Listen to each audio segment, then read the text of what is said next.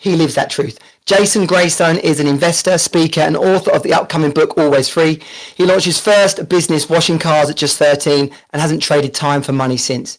He's helped thousands break free from financial dependence without selling their soul, and his TEDx talk on freedom from anything has gone viral for good reason. This episode is about real freedom, not hustle or crypto scams, not grinding yourself into the ground. It's about buying back your time, reclaiming your values, and living like you mean it. If you've ever felt stuck in the wrong life, even while earning decent money, this one's for you. Roll theme.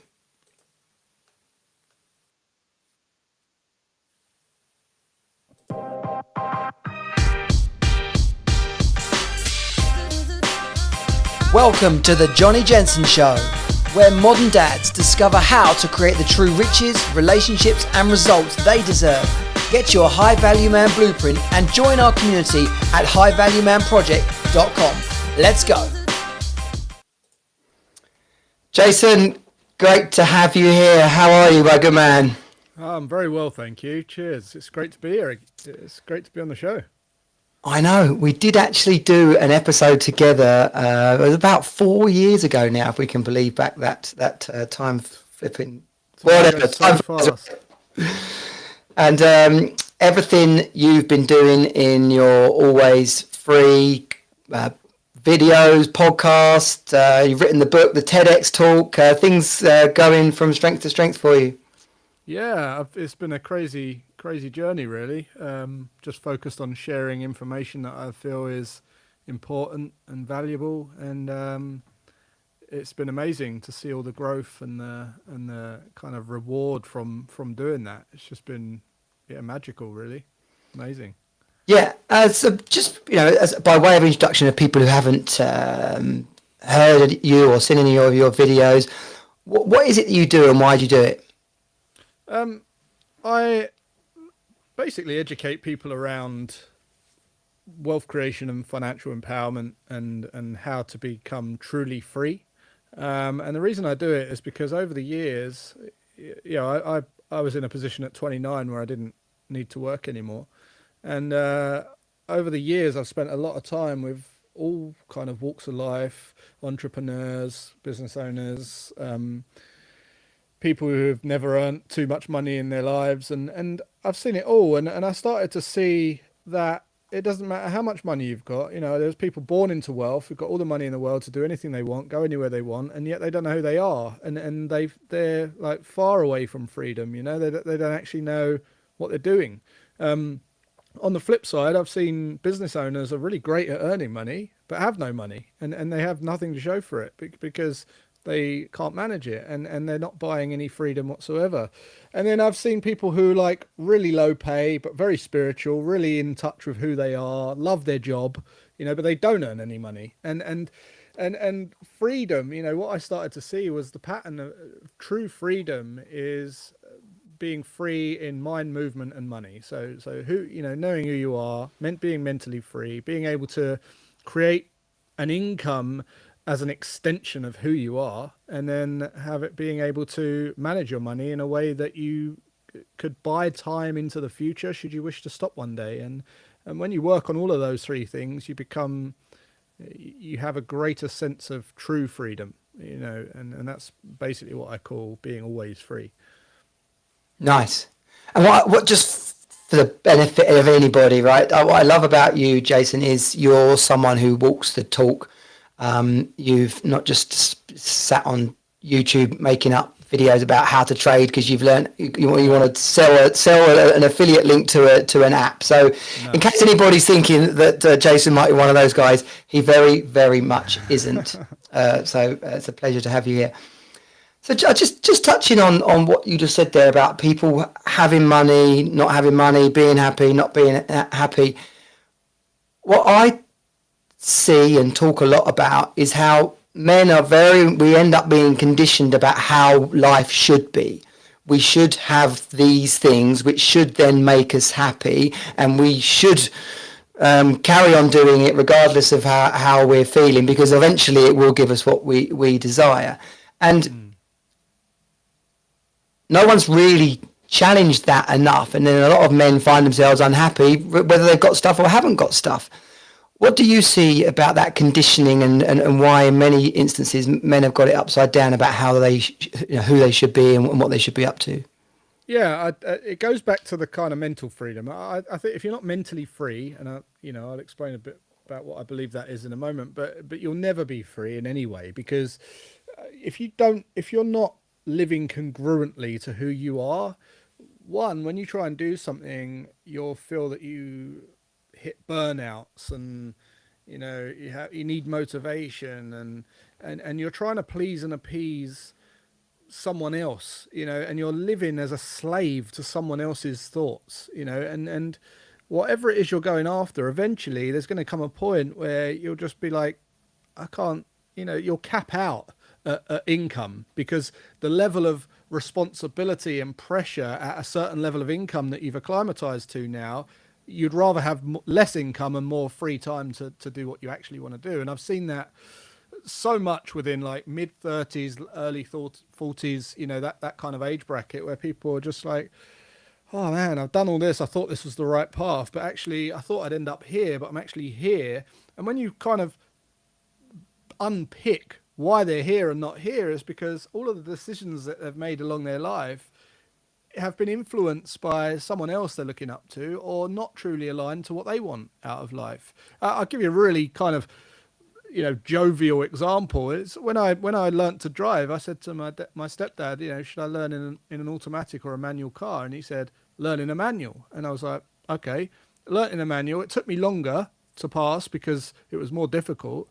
I spent more on lessons because it took longer. And as soon as I passed my test, I bought an automatic car, and now all cars are going automatic, right? All these Teslas and the hybrids, and they're all going automatic, and I don't even like driving. I got rid of all my cars in 2019. I can't stand driving.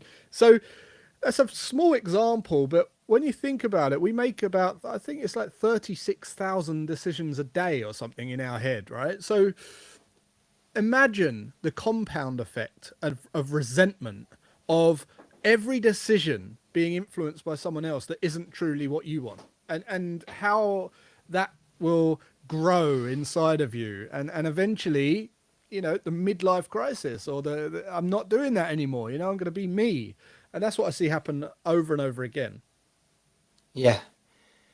And we're reaching this crossing point for men, really, the way I see it. There's so much suicide you hear a lot of talk about, but what I like to reference around that subject is the number of men who try and don't succeed, or the number of men who are thinking about it but aren't actually going to go and do it. So that kind of gives you an idea of what the real epidemic around sort of identity and mental health to a certain degree for people. But having the confidence and the freedom to decide, this is who I am, this is what I enjoy doing, this is the kind of life I want to create, and then putting the steps in place to go out and actually achieve it confidently, charismatically, enjoying life, rather than being wrapped up in this constant struggle and strain.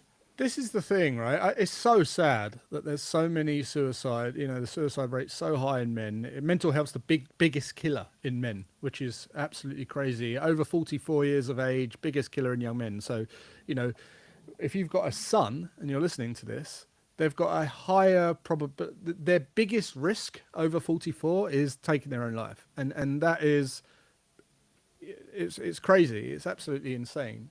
But what depression and anxiety, what leads to that is this expectation of what their life should be like that is unrealistic to what their reality is. And they compare their current life to what they think it should be like. And they start to beat themselves up. They start to become depressed. They start to become detached from reality. And I see this everywhere. I was in Dubai just a couple of weeks ago, and there was this guy who was on a yacht. There was this guy who, he was like, right, my next target is 50 million. That's the next revenue that I want to hit. And I was like, that's a really round number. Why 50 million? And he was like, oh, that's the next thing. And I was like, to get to 50 million, you're going to have to now up your game a little bit. It's going to require a lot of your time. You probably have to be away from your wife and your kids, and that's a lot of sacrifice.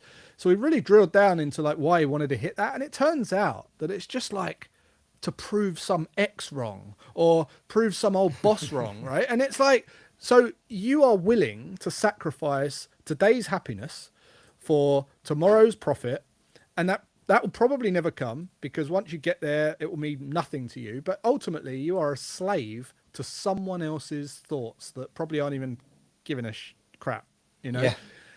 And people live their lives this way, and then they beat themselves up about not getting the result. And it's like, I said to him, I said, I've got no goals. You know, I said, I've got no aspirations whatsoever. I just want to live every day like this. And I've reached a position where I'm content. And the reason I was able to identify that is because I knew where I would be content before I set out on the journey in the first place. You know, the life I live now is beyond my wildest dreams of what I had as a kid.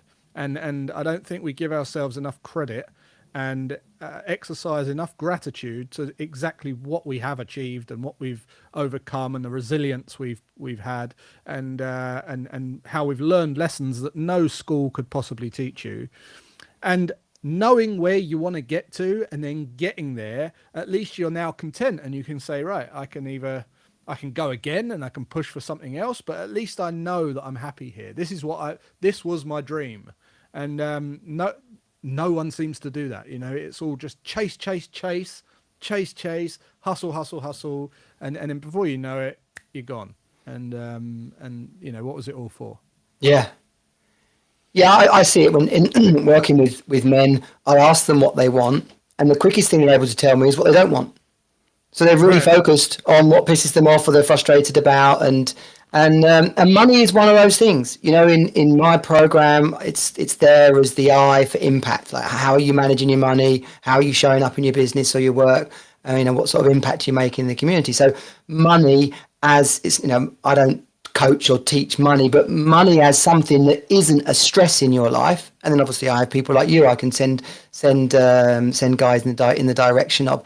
But what is it about money that becomes this trap? Because people get stuck in the idea that they don't know how to make enough or they haven't got enough, and then instead of being something joyous and playful, it becomes a stress and an upset, a source of discontent. Yeah.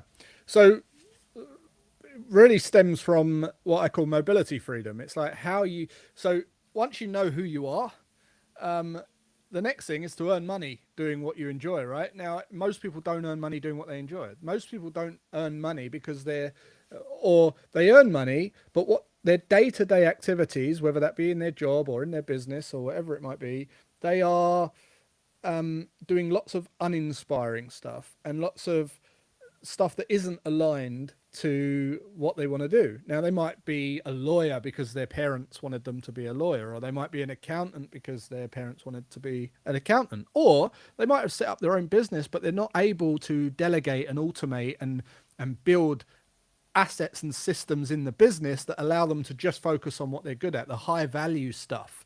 And then it starts to feel resentment. In all of those situations, you're resentful. And then when you get paid, what you want to do is you want to escape. You want to go, I need to treat myself because this is hard. This is hard work. You know, I don't want to do that. I don't want to do this. I've had a week of this. You know, this isn't me. Whereas if you take, for example, someone who's doing what they love every day, you know, I don't even want to go to bed at night. I don't want to go to sleep because I wish we didn't have to sleep, because there's just not enough hours in the day. I just want to do it all the time. I just want to talk about this stuff. I want to help people. I want to, you know, it just lights me up. And when it gets to like 9 o'clock at night, I'm like, oh, you know, I have to go to bed, and then we have to, I just want to, you're energized, right? You don't want to rest. You don't get burnout. You don't get all that kind of stuff. And I think there's multiple ways you can do that. One is make sure that you're doing something you enjoy. If you're not, start sharing what you do enjoy, because the platforms we've got available to us today, it's just phenomenal. You've got your own radio station, your own TV channel, your own newspaper. You know, you can share stuff that does energize you and watch what happens. You'll get an audience, you'll get people asking to buy things from you. That's just the way it is. And then second of all, do a time study of your time and work, and then kind of basically every hour just note down what you're doing for a week, and then categorize that list in or prioritize that list in what you love doing most to what you like doing least.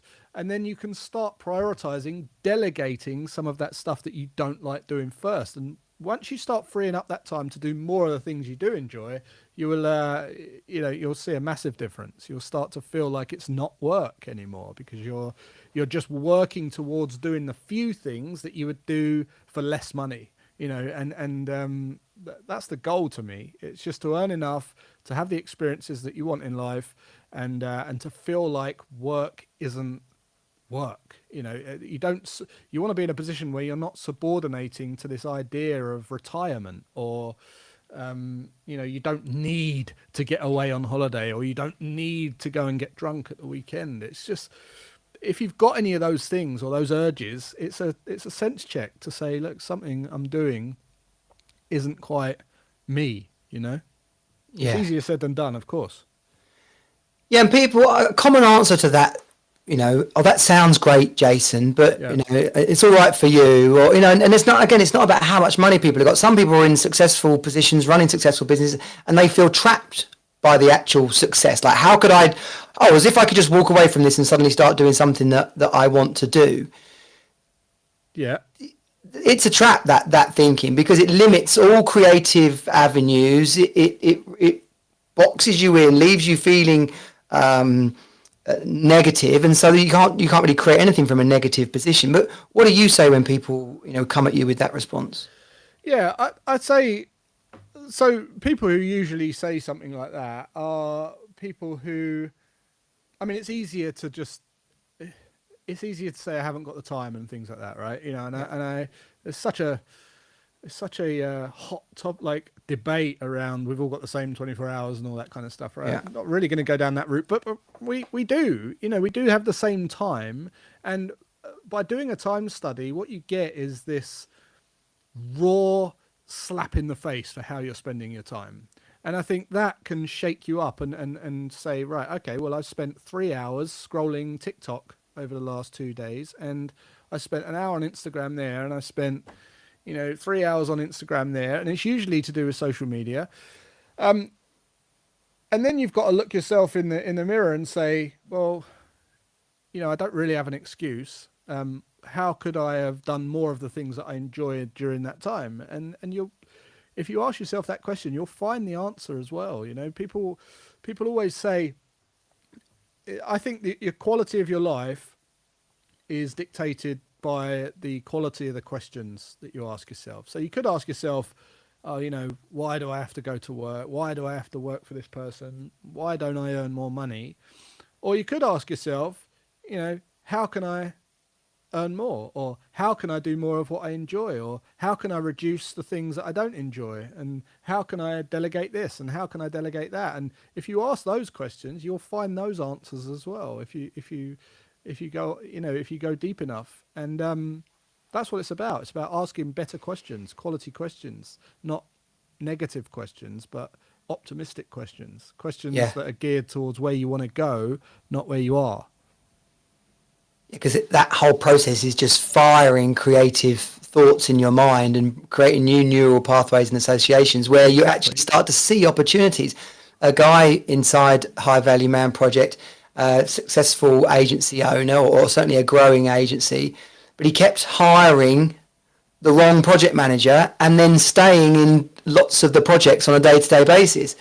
And eventually he's found a project manager who's both good and staying, and boom, in the last 6 months, so much has transformed simply because he's not, even though he's a very good project manager himself, but he's also the CEO now. So he can't be that project manager and expect to have the time and the energy and the joy and everything that he's doing.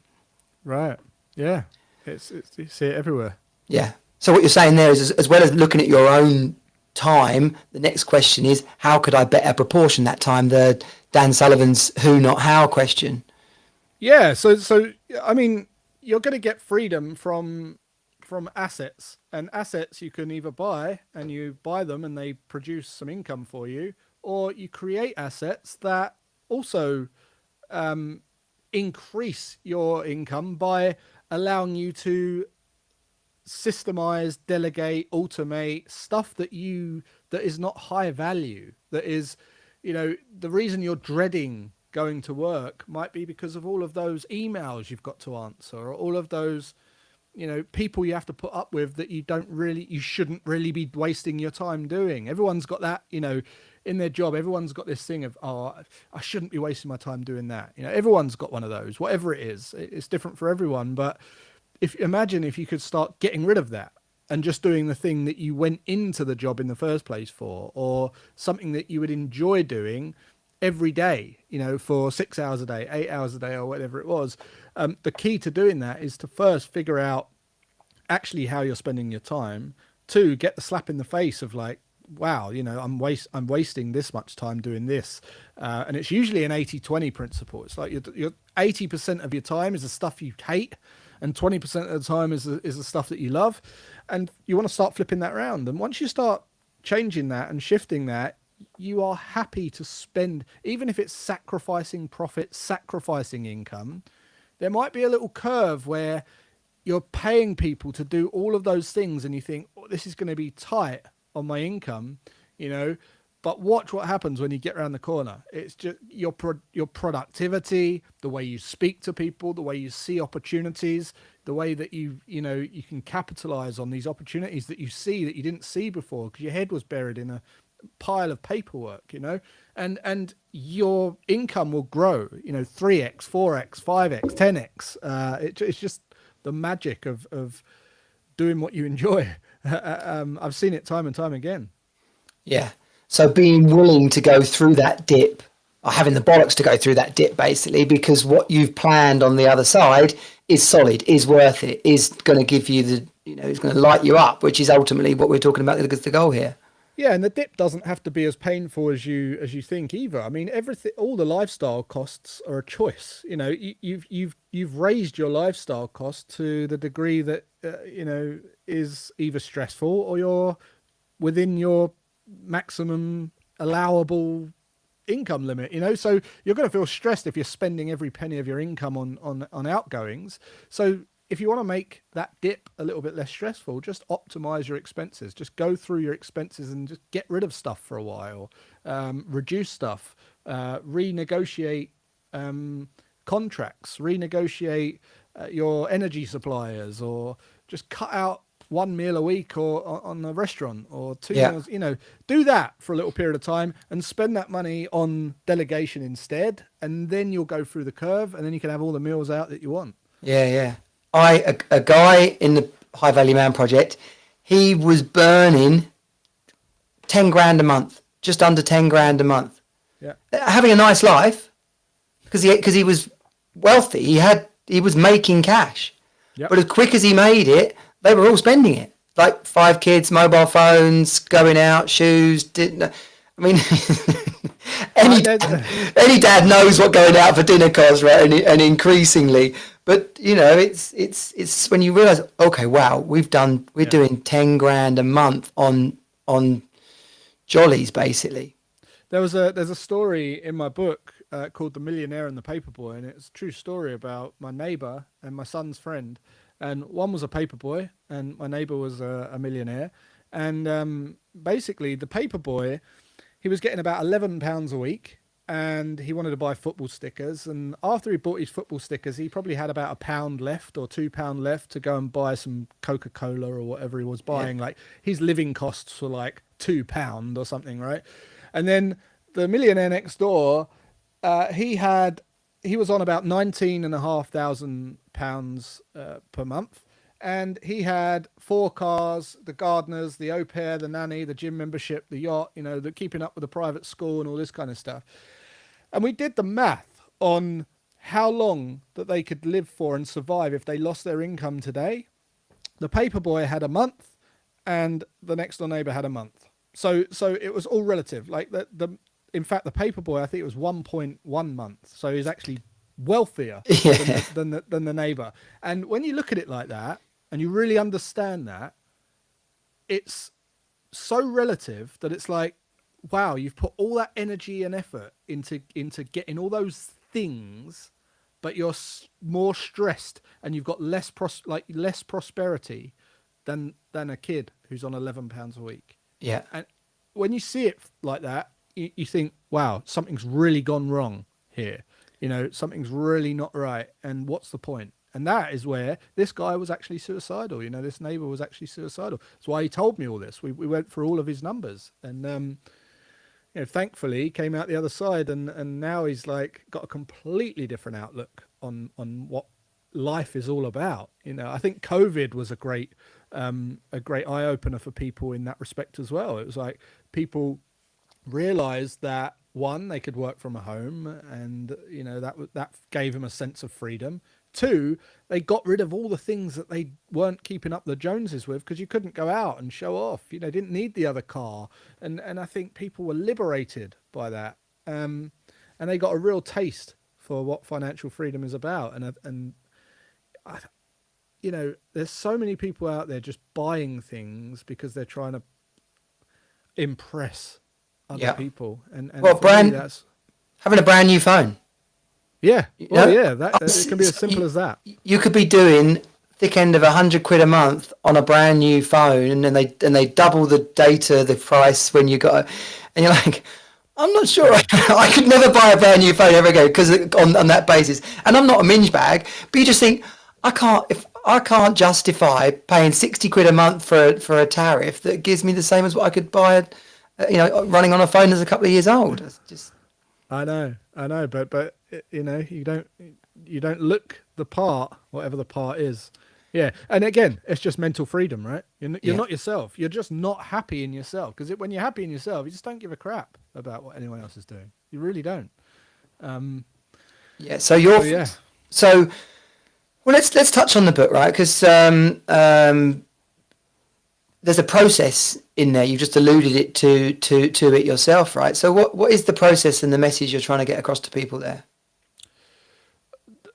The message, ultimately, you know, the way that I would kind of explain it best is when you're 7 years old, you know, you're out playing, buying the ice cream or whatever, doing the football, on the BMX, on the skateboard, and you've basically got all the freedom in the world at 7. You know, you've got financial security, you've got you know, no worries really, except for when your parents call you and they say you got to come in and have your dinner, and then you got to have a shower, go to bed, you know, in front of all your friends, and you just think, you know, when I'm an adult, I'm gonna have all the freedom. You know, no one's gonna tell me what to do, and no one's gonna tell me when to go to bed.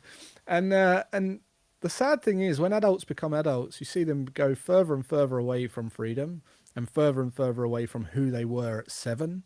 And there was a point in time when I went to Disneyland in 2012, and we went up to the ticket barrier, and there was this guy in the you know, working there, and he was about 70 years old, and he stamped our ticket, and he said, "Go and be a kid again." And I just remember thinking, that's what everyone here wants. They just want to go back to being a kid. They want a moment of just total freedom, you know, and being that 7-year-old kid.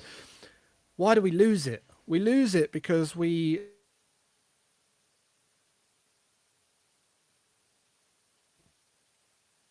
to people. We start taking advice that isn't geared towards a life that we want to live personally. It might have been important to someone else, but it's not important to us.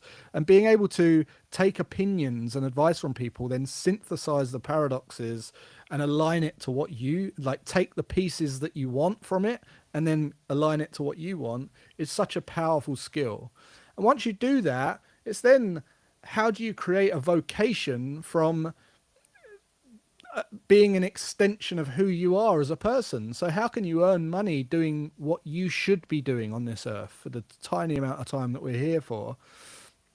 And then ultimately being able to manage your money in a way that buys you enough time that allows you to stop working if you want to. But the chances are that will just be an emergency thing that you need to stop because you have an accident or you need to take care of a loved one. Because in reality, you're never going to want to stop working at that point, because you're never going to want to stop working. And people who don't believe that are just people who are in jobs who they hate. You know, they hate it. So what the book is about, and the strategies in the book, is, but firstly, measuring all of those things and then giving you strategies to implement those things and increase the freedom in your life. So mental freedom, you know, really getting clear about who you are, what your goals are, and understanding any mental baggage that you're carrying through life that might stop you from taking the calculated risk necessary in the future to unlock your potential in certain areas of life, and making sure that you're living congruently to who you are as a person.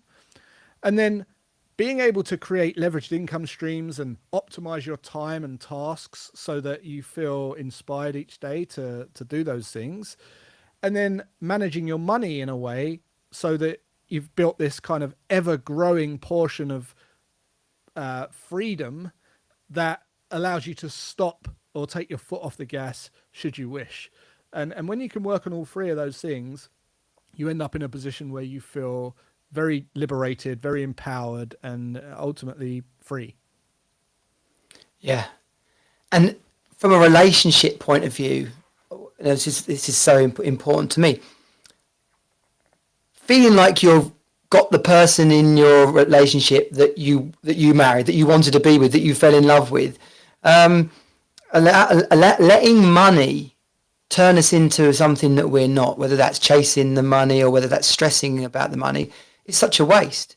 But people don't have the tools or the pathway to really handle their finances, which is what we're talking about here today, which is the foundations of your work, really. You should be empowered around finances because although it isn't everything, we need money to survive. Money is security. Money pays for the three basic things we need: food, shelter, water. Cleansing products to make sure that we're clean, free from germs and viruses and all that kind of stuff. We need all that stuff, and it all costs money. And when you look at it like that, you realize that actually money is survival. So, but it's also a means of fair exchange, and there's enough of it out there for however much you're willing to accept, however much you're willing to go and serve another human being. I think people overcomplicate money a lot. There's one, we are the only people that believe in money, and there's only one way to get money, and that is for another human being to put it in your pocket. And there's two ways to do that. You either beat them at a skill using, poker, boxing, football, whatever, where it's like a competitive environment and you've agreed that there's a winner and a loser, or the easier way is to serve them. And you serve them and you get money in fair exchange. And then the amount of money that you get is directly proportionate to the amount of impact you have on people's lives, and the amount of lives you can change, and the amount of people you can reach, and the difference you make to their life. When you realize that, you understand the importance of doing something you enjoy. Because if you're out there trying to pretend you're someone you're not, or you're going out there to do a job that feels like hard work, there's no way that you've got this kind of thing working against you to go and push and get more clients. I know someone who is a barber, and he hates barbering. And the reason he hates barbering is because he hasn't got any clients, and he won't go and get new clients because he hates barbering. He doesn't want to go and get more people because he doesn't like talking to people when he's cutting hair. So he's got a real problem there, right? But he's doing it, and he's getting more and more unhappy. Whereas if he loved cutting hair, he'd go down the high street and go, come down to our barbershop, come in. I want more clients, more customers. But he's not going to do that because he doesn't like it. So it's like a catch-22. And people do this in their jobs all the time. It's like, I'm not going to answer that phone after 5 p.m. I'll just don't answer it. Well, that could be another client. That could be another lead. And if you enjoyed doing it, guess what? You'd stay till 7 o'clock, 8 o'clock, picking up the phone and getting clients. So, yeah, it's so important. Like the fact that you're not doing something you enjoy is limiting you from earning what you should be earning without it feeling like a job. Yeah. So what I've just taken from that is this, the experience of being stuck and how it can pull you down, how debilitating it can be. But there's so many in the modern world that we live in today, and there's so many ways in which people can create additional incomes or start up new businesses. Is of course some are better than others, right? But it's, wherever someone's at in this process, should they be concerned about picking the right one? Let's make a course, let's make a print on demand shop, let's start a TikTok shop, let's buy an ice cream van and use social media to absolutely have people queuing for half a mile down the road. Is there is there the wrong or right thing? And I kind of know the answer, right? But how do people rationalize between what's sensible and what's just flipping pie in the sky? Yeah. Okay. First of all, if you've got a physical product, the platforms like TikTok Shop and all of these, we're going to see a lot of people earn a lot of money on those. If you've got a physical product, go and sell it on there. You're going to earn a lot of money doing that. But here's my best, the best business model. I was in a position where I didn't need any more money. I didn't need to work. Didn't do it right. So my strategy, my approach to this whole new world of social media was to go out on there and share everything I knew. Right. I spent every Sunday writing a 5,000 word email newsletter for 86 Sundays. I did that, sharing everything that was on my mind. I then read that to a microphone. That became a podcast.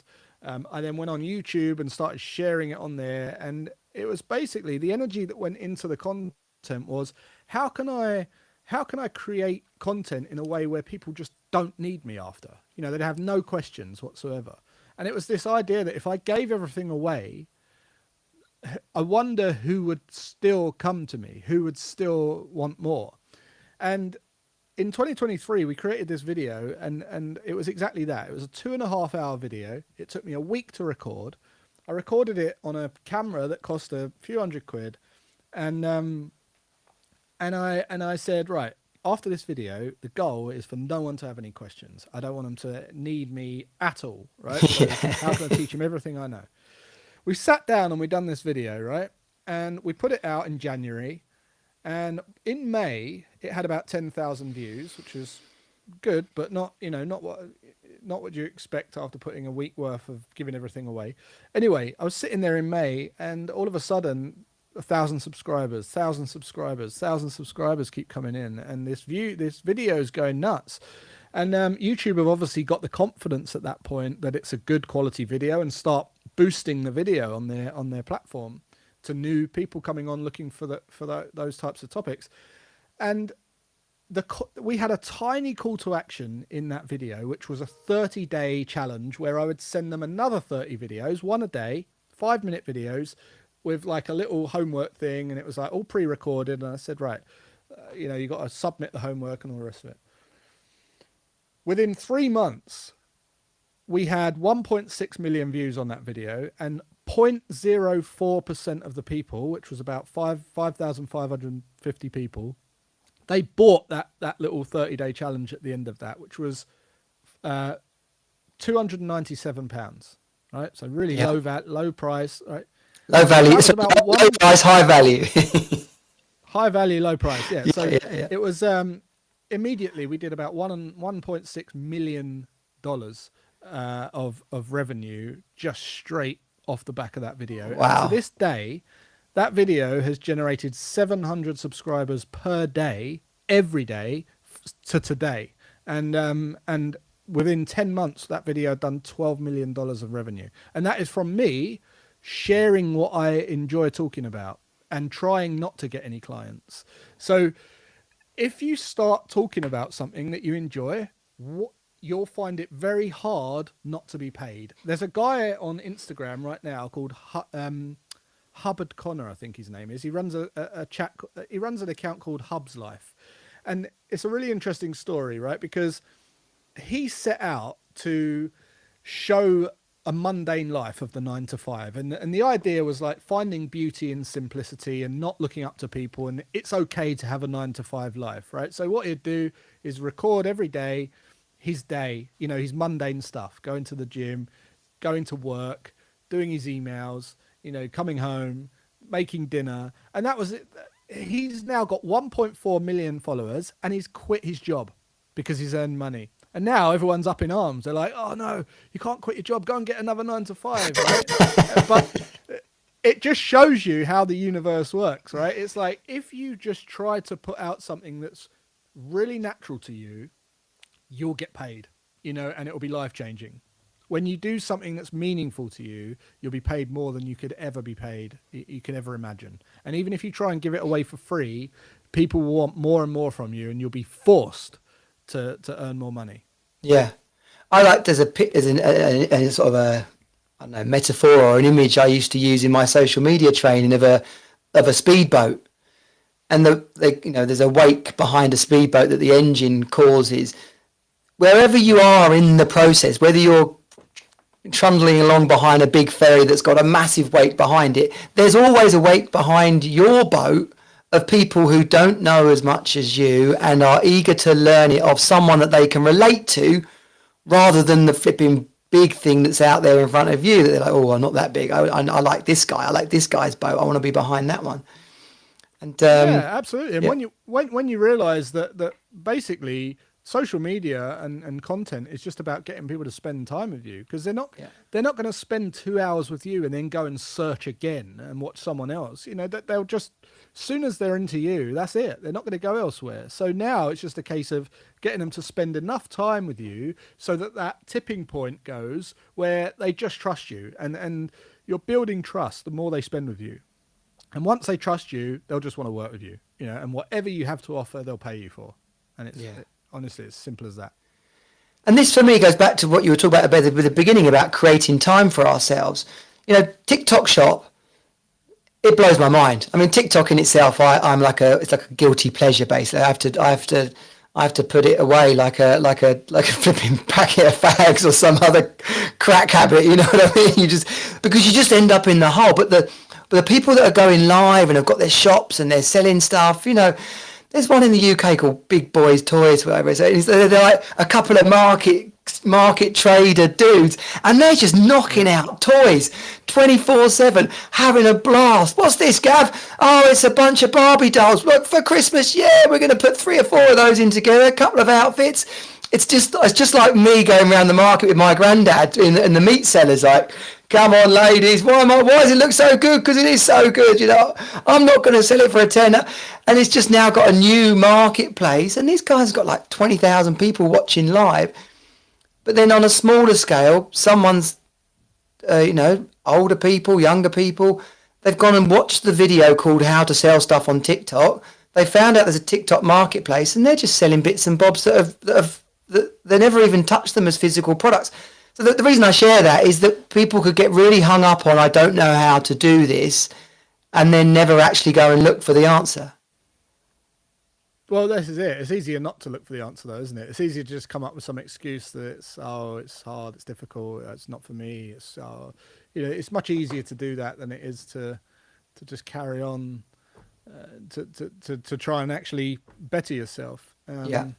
When you don't get a 6-pack, it's easy to blame the personal trainer, right? So, yeah, and then give up, stop doing it. Yeah. So let me ask you this question about sort of money traps, basically, and things that people do that are stupid, with their finances. And these might be really obvious, Jason. I don't know, but like, what are some of the basic things that people get wrong in wealth management and wealth creation, that if they just adjusted that would be the next step forward?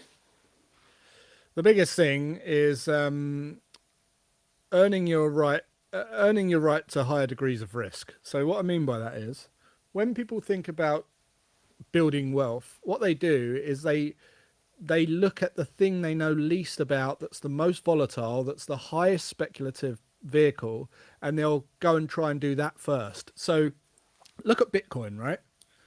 Bitcoin, highly speculative. You need to understand it. You need to know what you're doing. You need a skill.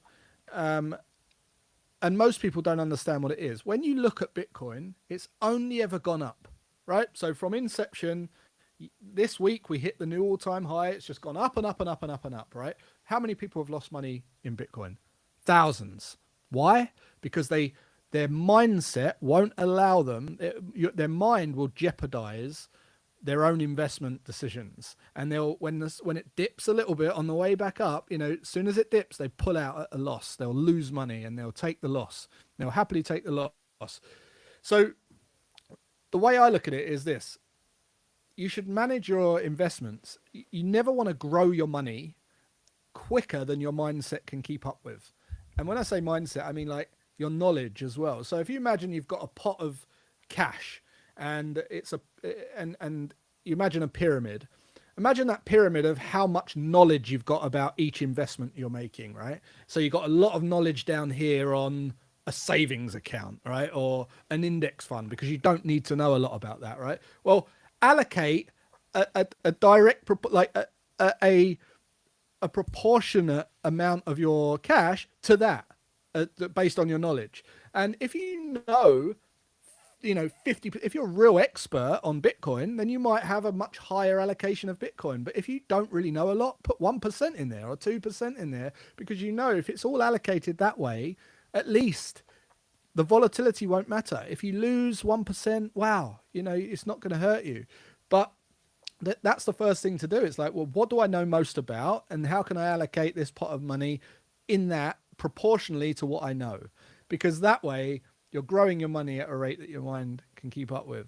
So the thing most people get wrong is they have cash in the bank and they say, this is being wasted in the bank. What can I put it into? What's the highest growing thing, which requires the most skill, by the way, which they don't have, and they put it in that. And then they lose money because they don't understand it and they pull it out when it's taking a dip. I've seen that happen so many times.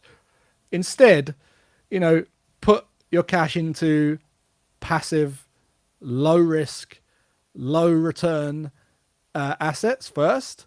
And then once you've built up a bit of a buffer in there, then you can start to learn about other things. And then you might be confident in learning about a stock. And now you can put an allocation in there. And then once you've done that and you've got 3 to 6 months living costs in a stock, then you might say, oh, okay, now it's time for me to learn about this trading thing. And I can start. Most people shouldn't trade. That's the matter of, until they've built some wealth, until they've built some money, until they've got some cash. That's it. But most people don't. They try that first. They try and go in with that first, and the very thing that they're trying to master is something that requires a lot of skill, a lot of attention, a very kind of process-oriented brain, which they don't have because they haven't earned their right to that. They're not at that level. They don't even have the time to look at that. They're just trying to escape their job or whatever. But all their time's at their job. They don't have the time to learn the skills and things necessarily. So it's like, again, it's a catch-22, but most people do it the wrong way. Yeah, so that's knowledge basically, and they've taken a high risk strategy to get themselves out of a high pressured situation, which is going to mean that they're probably going to be panicky at best. And I say I know that's me as well. I tried to learn to trade, and I'd be at my kid's swimming lesson and my phone would be pinging and I'd be like stressing about whether I had to get out of Nvidia or something, If it's keeping you up at night, you've put too much in or you don't know enough about it. If you're looking at your phone, checking your phone, you've got too much in that. Whatever it is, you've either got too much in or you don't know enough about it, or both. Yeah. So that's it. As we sort of get up towards the end of the show, what do you want to encourage people to take from this, or what do you want to encourage people to take as an action towards creating that financial freedom and being able to have the life that you want them to have? I think that a lot of people think they want to be rich, but they don't. They just want freedom. That's what they want. They want to be free to do what they want with who they want, wherever they want, and then have the experiences that they want for them and their loved ones, and for the very short time that we're here.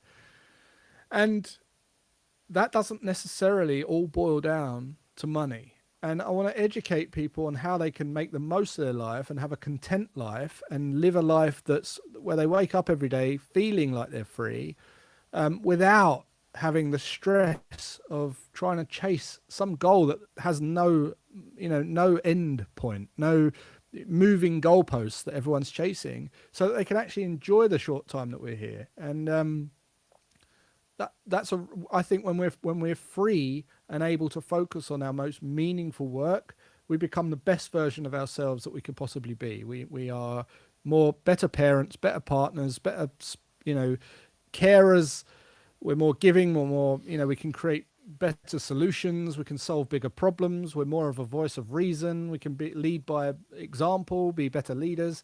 And the world would be a better place if everyone was in that position. So that's what I'm passionate about teaching. I know what difference it makes to people's lives when they actually realize that they can live a life that is inspiring to them.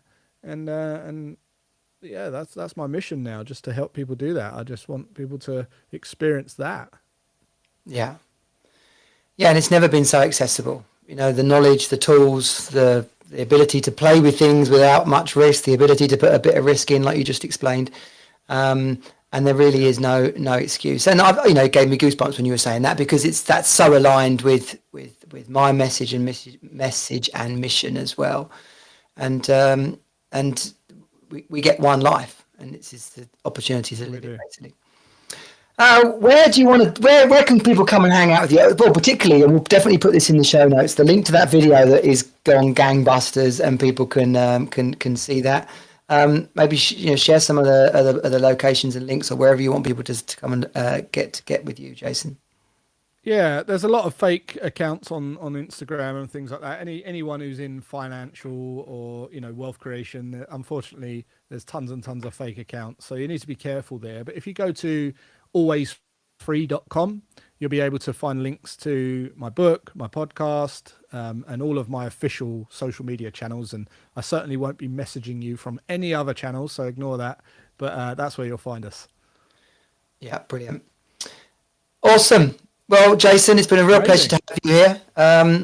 I'll play the outro and I'll see you on the other side. But to everybody that's been listening, thank you very much. Be sure to share this podcast episode with other men in your world. Maybe even put it on in the car and listen with your partner as you're driving somewhere, with the kids in the back, so the whole family gets a financial education. Until next week, I'll see you on the other side. Cheers.